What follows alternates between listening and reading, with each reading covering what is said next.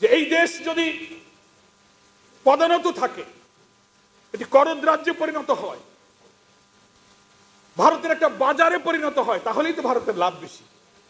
ফলে জাতির শ্রেষ্ঠ সন্তানরা যদি বেঁচে থাকে, তাদের গবেষণা, তাদের চিন্তা, তাদের আবিষ্কার, তাদের মেধা, তাদের স্ট্যামিনা, তাদের এনার্জি, বিজ্ঞান প্রযুক্তির এই চরম উৎকর্ষতার যুগে এই জাতির সেরা সন্তানকে দুনিয়ার মুখে মাথা উঁচু করে দাঁড়ানো একটি জাতিতে যারা পরিণত করতে পারে, তাদেরকে শেষ করে দেওয়ার চক্রান্ত তো তাদেরই হতে পারে, আর কারো হতে পারে না।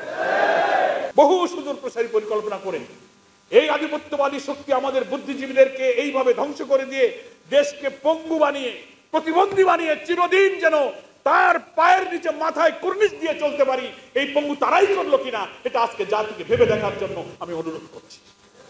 আসসালামু আলাইকুম ওয়া রাহমাতুল্লাহি ওয়া বারাকাতুহু। বাংলাদেশের মানুষের জন্য, দেশপ্রেমিক, মুক্তিকামী, একটি স্বাধীন সার্বভৌম দেশের নাগরিক হিসেবে আজকের এই দিনটি খুবই শোকে, বেদনায় ভারাক্রান্ত দিন, উদ্বেগের দিন। সেটা হচ্ছে শহীদ বুদ্ধিজীবী দিবস। সবাই আমরা জানি, একেবারেই স্বাধীনতার প্রাক্কালে 14ই ডিসেম্বর, 16ই ডিসেম্বর বিজয় হলো, তার দুদিন আগে জাতির যারা শ্রেষ্ঠ সন্তান বলে সেই সময় বিবেচিত শিক্ষাবিদ, বুদ্ধিজীবী, চিন্তাশীল, বিশ্ববিদ্যালয়ের শিক্ষক, কলামিস্ট, সাংবাদিকদের মধ্য থেকে দেশ এবং জাতি গঠনে যারা অনন্য অবদান রেখে থাকেন, সেই সব চিহ্নিত বুদ্ধিজীবীদেরকে হত্যা করা হয়েছিল। এবং সে হত্যাটা করা হয়েছিল খুব নৃশংসভাবে, নিষ্ঠুরভাবে। জাতির ইতিহাস সেটা বলে। এবং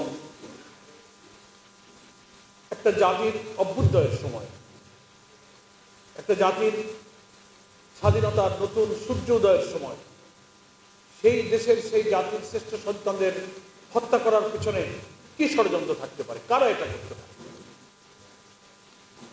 স্বাধীনতার 53 বছর পরে আজ অবধি খুব পরিচ্ছন্নভাবে এই হত্যাকারী কারা, এই সত্যটা জাতির সামনে এখনো প্রকাশিত হয়নি।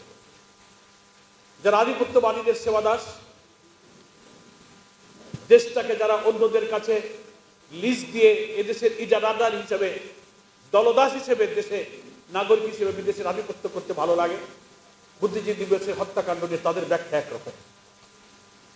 আর যারা প্রকৃত দেশপ্রেমিক, ভূ রাজনীতি, রাজনীতির বিশ্লেষণ, স্বাধীনতা যুদ্ধের প্রাক্কালের রাজনীতির যে মেরুকরণ, তদানীন্তন ভারত, বাংলাদেশ, পাকিস্তানের রাজনীতির জটিল সমীকরণ নিয়ে যারা চিন্তা গবেষণা করেন, তাদের বিশ্লেষণ হচ্ছে আর এক রকম। ফলে রহস্যে ঘেরা এই বুদ্ধিজীবী হত্যার প্রকৃত রূপ, প্রকৃত হত্যাকারী খুঁজে বের করার কাজটা মনে এখনো সম্পন্ন হয়নি। এই জাতিকে, বিশ্লেষকদেরকে, গবেষকদেরকে, চিন্তাশীলদেরকে, মুক্তিযোদ্ধা যারা দেশের জন্য যুদ্ধ করেছিলেন, আধিপত্যবাদীদের হাত থেকে এই দেশকে যারা অখণ্ড স্বাধীন জাতীয় সত্তায় পরিণত করতে এখনো জান প্রাণে লড়াই করে যাচ্ছেন, তাদের বিবেচনার জন্য আমি এই বিশ্লেষণটা বিবেচনার জন্য রাখছি। তারা বিবেচনা করবেন এবং প্রকৃত হত্যাকারী কারা হতে পারে সেটা এখনো আমাদের চিহ্নিত করার সুযোগ আছে।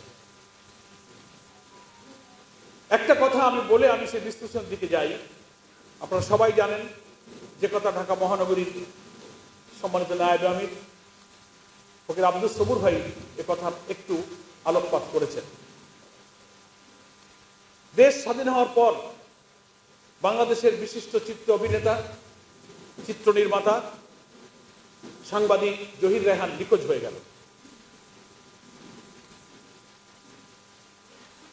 তিনি মুক্তিযুদ্ধের একজন যোদ্ধা ছিলেন।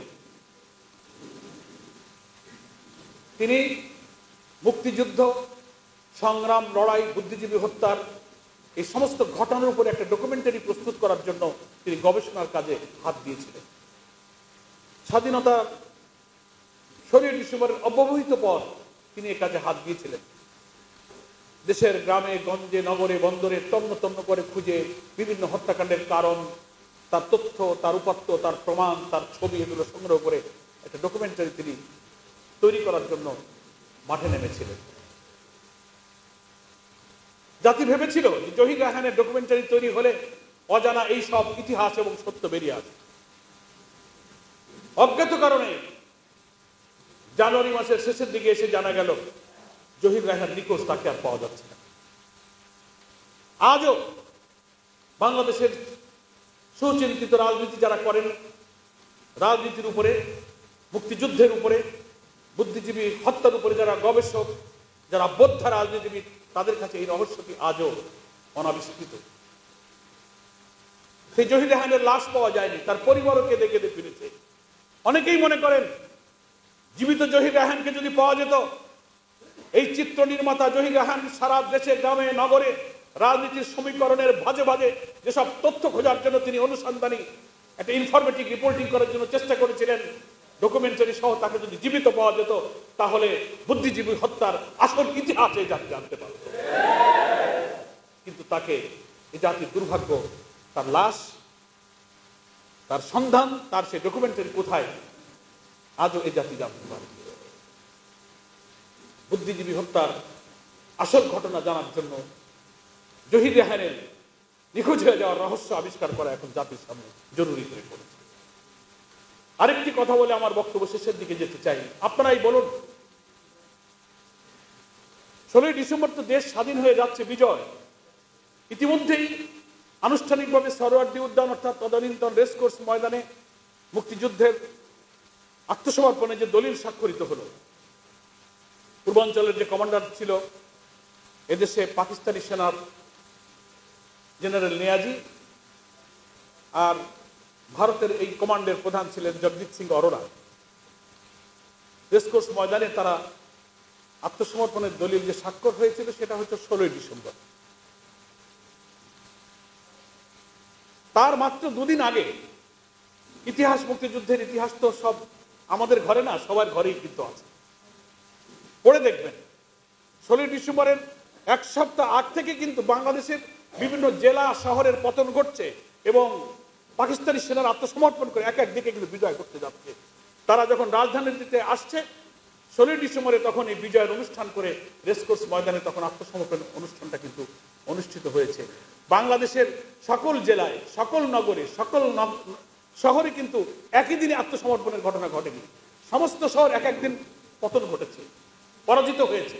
পাকিস্তানি সৈন্যরা অস্ত্র জমা দিয়ে পলায়ন করছে, ঢাকার দিকে ফিরেছে, ক্যান্টনমেন্টের দিকে গিয়েছে। তারা জীবন বাঁচানোর জন্য ব্যস্ত ছিল। সেনা দুই প্রধানের সঙ্গে, জাতিসংঘ এবং আন্তর্জাতিক নানান মিশনের সঙ্গে কমিউনিকেট করে আত্মসমর্পণের দলিল ড্রাফট হয়েছে, স্বাক্ষরিত হবে। ইতিমধ্যেই রাজধানীর বাইরে বিভিন্ন জেলা শহরে কিন্তু পতন হয়েছে। মুক্তিযোদ্ধারা লাল সবুজের পতাকা নিয়ে বিজয়ের স্লোগান দিয়ে তারা ঢাকার অভিমুখে যাত্রা শুরু করেছে। ফলে দেশের বিভিন্ন শহর কিন্তু অলরেডি পতন হয়ে দেশে বিজয়ের স্লোগানে কিন্তু উচ্ছ্বসিত, মুখরিত। ফলে যে পাকিস্তানিরা পরাজিত, নিজের জীবন যেখানে তাদের রক্ষা করতে পারছে না, তারা আত্মসমর্পণ করে অলরেডি সিদ্ধান্ত হয়ে গেছে তারা একটা দেশ, একটা জাতির জন্য আর কি ক্ষতি করতে পারে, এটা একটা বিশ্লেষণের বিষয়। যাদের সাহায্যে আমরা মুক্তিযুদ্ধে স্বাধীনতা অর্জন করেছি বলে আধিপত্যবাদী শক্তির একটি সেবা দাসেরা জাতির কাছে গর্বিত হতে চায়, তাদের কাছে আমাদের একটা প্রশ্ন, খুব ইম্পার্শিয়াল নিরপেক্ষ বিশ্লেষণ করে আপনারা দেখুন, ভারত আমাদের স্বাধীন দেশ হোক, দুনিয়ার বুকে মাথা উঁচু করে একটি গর্বিত, সভ্য, স্বাধীন জাতি হিসেবে জাতীয় সত্তা নিয়ে দুনিয়ার কারোর কাছে আমরা মাথা নত করবো না, পদনত থাকবো না। পররাষ্ট্রনীতি আমাদের কখনো নতজানু হবে না। উঁচু শির হয়ে স্বাধীন বাংলাদেশি মানুষ দুনিয়াতে স্বাধীন সভ্য দেশ হব। বাংলাদেশের এই ভালোবাসার জায়গা থেকে কিন্তু ভারত আমাদের মুক্তিযুদ্ধে সাহায্য করেনি। বাংলাদেশকে সাহায্য করার পেছনে ভারতের দুইটি কারণ ছিল। ইতিহাস বিশ্লেষকদেরকে আমি বিশ্লেষণ করতে বলবো। একটা কারণ ছিল এই, 1965 সালে পাকিস্তানি সেনাদের কাছে ভারত যে পরাজিত হয়েছিল, পাকিস্তান নামক রাষ্ট্রের কাছে ভারতীয় সৈন্যদের এই নির্মম পরাজয়ের প্রতিশোধ দেওয়ার জন্য বাংলাদেশের মুক্তিযোদ্ধাদের এই স্বাধীনতা যুদ্ধের সুযোগকে ভারত গ্রহণ করেছিল। তারা মনে করেছিল পাকিস্তানি বঞ্চনা বৈষম্যের বিরুদ্ধে বাংলার মানুষ জেগে উঠেছে, বীর মুক্তিযোদ্ধারা অস্ত্র হাতে নিয়ে যুদ্ধ করেছে, বীর বাঙালি অস্ত্র ধরো, বাংলাদেশ স্বাধীন করো। ভারত তখন এই চিন্তা করলো, this is the proper time. 65 সালে পাকিস্তানের কাছে আমরা পরাজিত হয়েছি, এখন এখানে আমাদের ঢুকতে হবে এবং এই পাকিস্তানি বাহিনীকে পরাজিত করে ওই 65 পরাজয়ের গ্লানির প্রতিশোধ নিতে হবে। সেই জন্য তারা সৈন্য দিয়ে অস্ত্র দিয়ে, ভেতরে তাদের এই অসৎ উদ্দেশ্য ছিল, দৃশ্যত মনে হয়েছিল তারা দেশটা আমাদের স্বাধীন করে দিল। এটা ছিল একটা উদ্দেশ্য। 65-তে তাদের পরাজয়ের প্রতিশোধ নেওয়ার জন্য পাকিস্তানি সেনাদের পরাজয় করার মধ্য দিয়ে তাদের এই প্রতিশোধ নেওয়া ছিল একটা অন্যতম উদ্দেশ্য। সেটা তারা করেছে। হতে পারে দুনিয়ার যুদ্ধনীতিতে এক দেশের সেনাবাহিনী আর এক দেশের সেনাবাহিনীর জয় পরাজয়ের একটা আলাদা কন্টিনিউশন মেনটেন করে কোনো না কোনো সময় মতো তারা অবস্থা বুঝে তার প্রতিশোধ নেবার সামরিক নীতি অনেক সময় তারা গ্রহণ করে থাকে। এটা তাদের নীতি, আমাদের তো কোনো স্বার্থ নেই। আপনি আপনার পরাজয়ের প্রতিশোধ নিয়েছেন। দ্বিতীয় মহান আরেকটা তাদের উদ্দেশ্য ছিল, এটা ভারতের আরেকটা স্বার্থ সেখানে ছিল। চতুর্দিক থেকে ঘেরা ভারতের সীমান্ত, মাঝখানে তাদের পেটের মধ্যে ছোট্ট মানচিত্র একটি বাংলাদেশ। কি বলেন ঠিক কিনা? সারা দুনিয়ার মুসলিম দেশগুলো থেকে যোগাযোগ বিচ্ছিন্ন, চারিদিকে সীমান্তে আধিপত্যবাদী একটি শক্তি, দক্ষিণ দিকে বঙ্গোপসাগর। তারা মনে করেছিল এই মুক্তিযুদ্ধ বাঙালি যে জেগেছে, এই যুদ্ধকে কাজে লাগিয়ে যদি এই দেশে একটু সাহায্য করি, দেশটাকে আমি পাকিস্তানিদের হাত থেকে আলাদা করে দিতে পারি, তাহলে আমার দেশের অর্থনীতি, রাজনীতি, শিল্প, কল কারখানা, সংস্কৃতি সমস্ত কিছু তাদের উপরে চাপিয়ে দিয়ে আমার একটি করদ রাজ্য, একটা ব্যবসার বাণিজ্য কেন্দ্রে দেশটাকে আমি ব্যবহার করতে পারি। সেই জন্য তারা এখানে কিন্তু সাহায্য করেছে। দুনিয়ার বুকে বাংলাদেশের মানুষ মাথা উঁচু করে দাঁড়াবে, আমাদের একটি স্বাধীন সত্তা, স্বাধীন নীতি নিয়ে আমরা আমাদের এই জাতির চেতনাকে উচ্চকিত করব, এটা তাদের উদ্দেশ্য ছিল না। তাই যদি হতো, আমি আজকে দেশবাসীর কাছে প্রশ্ন রাখি, স্বাধীনতা 53 বছরে আমরা বাংলাদেশের মানুষ ভারতকে শত্রু মনে করি না। সারা দেশ চতুর্দিকে ঘেরাও করা একটি প্রতিবেশী দেশ, কেন আমরা তাদের শত্রু ভাবতে যাব? আমাদের দেশের পররাষ্ট্রনীতিতে যেমন বলা হয়েছে, কারোর সাথে শত্রুতা নয়, সকলের সাথে বন্ধুত্ব, সৌহার্দ্যপূর্ণ। কোন দেশ, কোন রাষ্ট্র, কোন দেশের জনগণ আমাদের শত্রু নয়। কিন্তু বিভিন্ন সময় ওই দেশের শাসন ক্ষমতায় যারা অধিষ্ঠিত হন, সেই শাসকরা কখনোই বাংলাদেশের সাথে বিশ্বস্ত বন্ধুত্বের পরিচয় দেয় নাই। আমাদের অভিন্ন 54টি নদীর বাংলাদেশের উপর দিয়ে বয়ে চলা, যার উৎস হচ্ছে ভারত। আন্তর্জাতিক নদী আইন, পানি নীতি অনুযায়ী কোন মৌসুমে আমার দেশের পানি প্রবাহ হবে, কোন মৌসুমে বাঁধ দিতে হবে, সবকিছু লঙ্ঘন করে 54টা নদীর বাঁধ এবং গ্রহণ দিয়ে তারা আটকে দিয়ে আমার দেশের কৃষি, সবুজ শ্যামল সুফলা বাংলাদেশের কৃষি এবং অর্থনীতিকে ধ্বংস করার জন্য 53টি বছর, এই ফারাক্কাবাদের পর থেকে আজ পর্যন্ত আমার বাংলাদেশকে শুকনো মৌসুমে তারা মরুভূমি করে ফেলছে, বৃষ্টির মৌসুমে বন্যার পানিতে বাঁচিয়ে দিচ্ছে। এদিকে কোনো বন্ধুত্বের পরিচয়? সীমান্তে আমার সেনাবাহিনীদের হত্যা করা হচ্ছে। বারবার যারা বাংলাদেশের শাসন ক্ষমতা এসেছেন, ভারতীয় আধিপত্যবাদের দালালরা অসম বাণিজ্য চুক্তি করে করে গোপন রেখেছে, পার্লামেন্টে নেয়নি। এইসব চুক্তির মধ্য দিয়ে আমাদের শিল্প, অর্থনীতি, বাণিজ্যকে তারা সেই দেশের কাছে বিকিয়ে দিয়েছে। বাংলাদেশের মেগা প্রজেক্টের নামে হাজার হাজার কোটি টাকার প্রজেক্ট ঢুকিয়ে দিয়ে ভারতের ইঞ্জিনিয়ার, ভারতের প্রকৌশলী তাদের শ্রমিক কাজ করবে, তাদের কারিগরি সুবিধা নিয়ে কাজ করবে, যার মূল লাভ হবে ভারতের, কাজটা করাবে বাংলাদেশে। বাংলাদেশের কানেক্টিভিটি, বাংলাদেশের ইকোনমি, বাংলাদেশ সামাজিক অবকাঠামোর স্বার্থের চেয়ে তাদের অর্থনৈতিক স্বার্থটা যেসব প্রকল্পের মধ্যে বেশি বড়, বেশি মুখ্য, সেই সব মেগা প্রকল্প বাংলাদেশে ঢুকিয়ে দেওয়া হয়েছে। আরো অনেক বাংলাদেশের স্বার্থ বিরোধী চুক্তি পদক্ষেপ, ব্যবসা বাণিজ্য এই 53 বছরে করা হয়েছে। আর রাজনীতির কথা আর কি বলবো, তাদের পছন্দ করা শাসক না হলে বাংলাদেশ চলবে না, এটা হচ্ছে তাদের নীতি। যারা তাদের সমস্ত চাওয়া পাওয়া স্বপ্ন পূরণ করতে পারবে তারা এই দেশ শাসন করবে। আমাদের মুসলিম জাতিসত্তা, আমাদের মূল্যবোধ, চরিত্র, নৈতিকতা শিক্ষার জন্য আমাদের এই আজন্ম স্বাধীন বাংলাদেশ লালিত আমরা যারা আল্লাহ তাআলার গোলাম হয়ে আল্লাহর দ্বীনের ভিত্তিতে জীবন গড়তে চাই, সেই স্বপ্ন, সেই প্রচেষ্টা, সেই উদ্দেশ্য তছনছ করে দিতে পারে যে শাসকরা, তাদেরকে তারা এখানে ক্ষমতায় রাখে। তাদের দেশের পররাষ্ট্রমন্ত্রী সচিবরা আসবে, সারা দেশের সমস্ত রাজনৈতিক ইলেকশন বয়কট করবে, অথচ একটা দেশের পররাষ্ট্রমন্ত্রী সচিবরা এসে বিরোধী দলকে ঘটকালি করে বলবে তোমরা ইলেকশনে আসো। এটা কি কোনো বিশ্বস্ত বন্ধুর কাজ? আমার দেশের রাজনীতি, আমার দেশের পররাষ্ট্রনীতি, আমার দেশের ইলেকশন, আমার দেশের ভোটাধিকার এদেশের মানুষ নির্ধারণ করবে। 14, 18, 24 তিনটা ভোট আমরা দিতে পারিনি। তিনটা ভোট এই জনগণ বর্জন করেছে। আর ওই আধিপত্যবাদী শক্তি এদেশে তাদেরকে সেবাদাস দলদাসদেরকে প্রলুব্ধ করে তাদের মনোনীত সরকারকে তারা টিকিয়ে রেখেছে। ফলে আমি কথাটা কেন বলছি, স্বাধীনতা যুদ্ধের 53 বছর পরেও ভারত কখনো আমাদের বিশ্বস্ত বন্ধুর পরিচয় দিতে পারেনি। আমরা ভারতের শত্রু নই, বরং ভারতে বছরে বছরে যারা শাসন ক্ষমতা এসেছেন তারাই আমাদের শত্রুতা করেছে, তারাই আমাদের ক্ষতি চেয়েছে। আমরা কখনো তাদের ক্ষতি চাই। একটা প্রমাণ দেখান।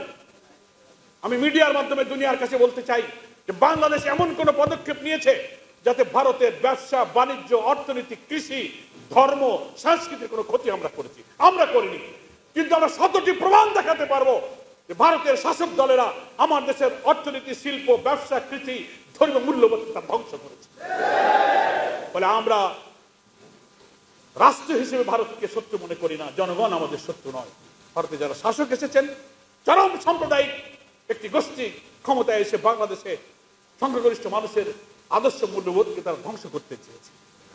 আমার বিশ্লেষণটা হচ্ছে এই যে এই দেশ যদি পদানত থাকে, এটি করদ রাজ্যে পরিণত হয়, ভারতের একটা বাজারে পরিণত হয়, তাহলেই তো ভারতের লাভ বেশি।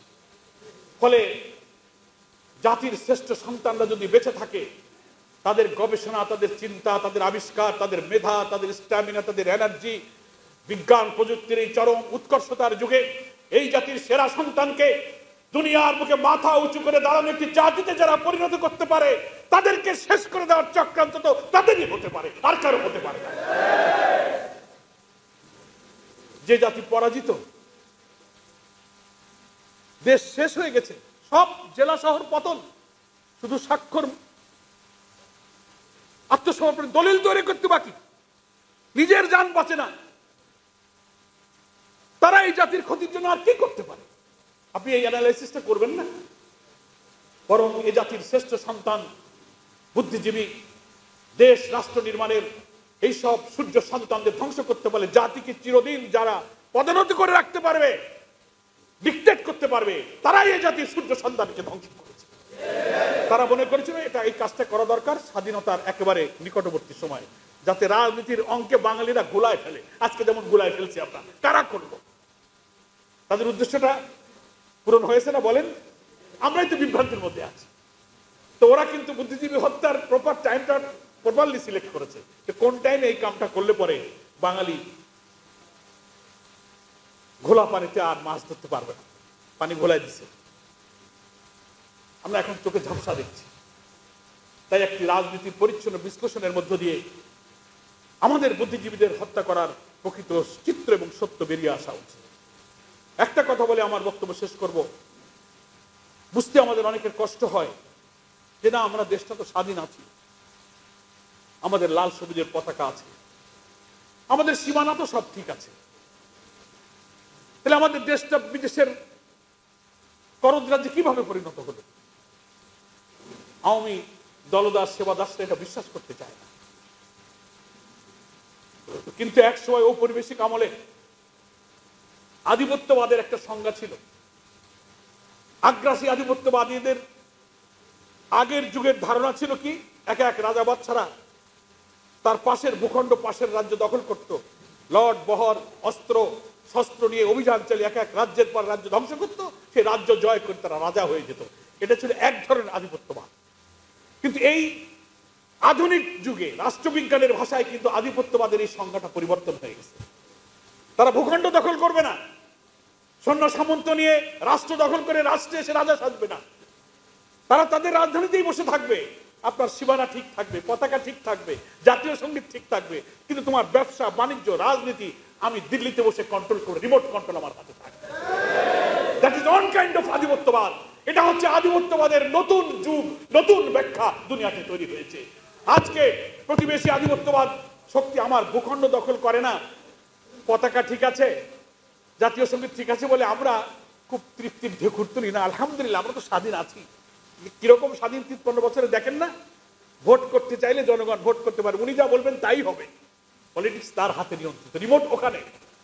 অর্থনীতি, ব্যবসা, আমার রাস্তাঘাট, আমার বন্দর ব্যবহার, আমার রেল ট্রানজিট, সড়ক ট্রানজিট, আমার পানি, আমার বর্ডার কিলিং, সবকিছু তারা কন্ট্রোল করবে। এটাই হচ্ছে আধিপত্যবাদের আধুনিক যুগের নিয়ন্ত্রণ।